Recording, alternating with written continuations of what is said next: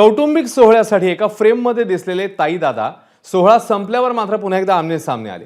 पुण्याच्या भोरमध्ये बनेश्वर इथल्या 600 मीटरच्या रस्त्याकरता सुप्रिया सुळे यांनी सुमारे 7 तास आंदोलन केलेलं। यावरून उपमुख्यमंत्री अजित पवारांनी खोचक टोला लगावलाय। 600 मीटरच्या रस्त्यासाठी कोणालाही उपोषणाला बसण्याची गरज पडू नये याकरता अधिकाऱ्यांशी बोललोय असं अजित पवार म्हणाले। यानंतर सुप्रिया सुळेंनी हे उत्तर दिलं। हा आमच्या श्रद्धेचा विषय असून बनेश्वर रस्त्याच्या दुरुस्तीचा नारळ फोडायला जाणार आहोत असंही त्या म्हणाल्या।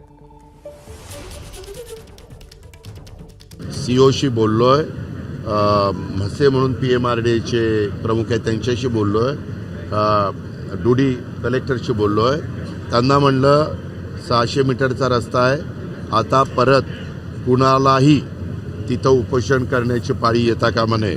माझ्या बहिणीला पण येता कामा नये आणि इतर कुठल्या नागरिकांना पण येता कामा नये। आता तो रस्ता झालाच पाहिजे।